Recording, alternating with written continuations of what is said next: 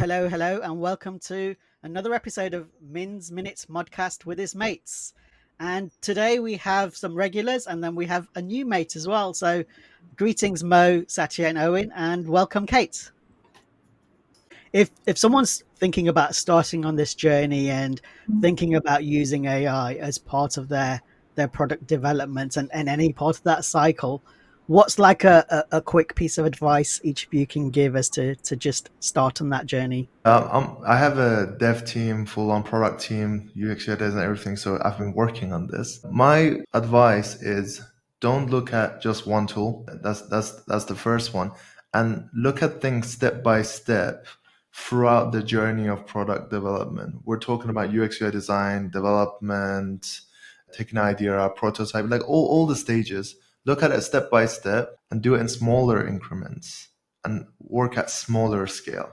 That's very important. But use multiple tools, not just one, because that's not how it is. Yeah. And the AI language and understanding how it works, the pros and cons on each one, very important to understand. Yeah, I would totally agree. I think there are a bunch of really fun tools out there, but I would say trying to really understand one of your tools a little bit better so that as you go on, you begin to uncover more and more things that it can do. And then when you pick your favorites, I would say to hang with them for a while because the pace of change is so fast that it's really tempting to keep jumping from tool to tool and never really getting the value out of something, whereas things are moving so quickly.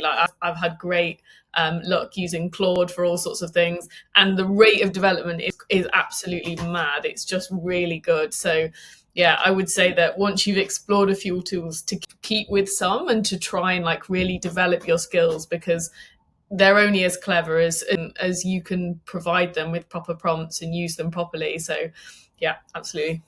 So I guess I would say learn by doing, because the internet is, filled with posts from people who have done something cool, and so it's very easy to sort of get caught up in the hype of now look at this thing, but the reality is almost always very different. So I would say pick a task you need to complete and use a tool, and you'll learn yourself really quickly. Like the guy I mentioned, right? He learned the hard way that using cursor is just not the way to build a production-ready app. And so, especially if you're running a business or running a team, you need to know the actual capability of these tools. So, yeah, I guess use them and learn by doing. All the points, and also test your own prompting skills. I think that's also becomes very important, that before discarding any tool, first see whether the prompt that we are feeding in, is it giving the answer that is really meant for us. Maybe start as simple as what is 1 + 1. Maybe start small, start simpler, and test your own language at the same time, how you type.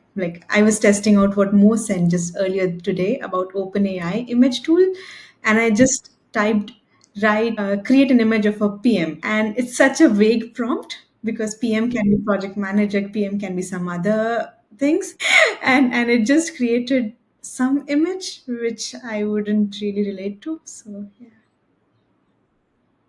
How about you, Min? On what you just said about the prompt engineering, I'm about to go and give a lecture at a university later this week, and they've had an assignment. I mean, God, it must be so difficult to be at university now with you've got access to all of this stuff, but also so easy just to kind of get the GPTs to do it all for you. And it's and then they obviously check that. So it's okay, how can you really still be creative when you've got this thing on your fingertips? So I'm doing a little session with the MBA students just around how can you do something that's additive to what the GPTs do. And actually, one of the things I'm going to show them is use multiple tools, which has been some of the advice we've had here, in even generating what one says to put it in there and said, okay, what am I missing? And it's having those tips and tricks to say, how do you actually prompt it? And then collectively, the thing together should be much better than relying on just one. So yeah, that's my week later on this week.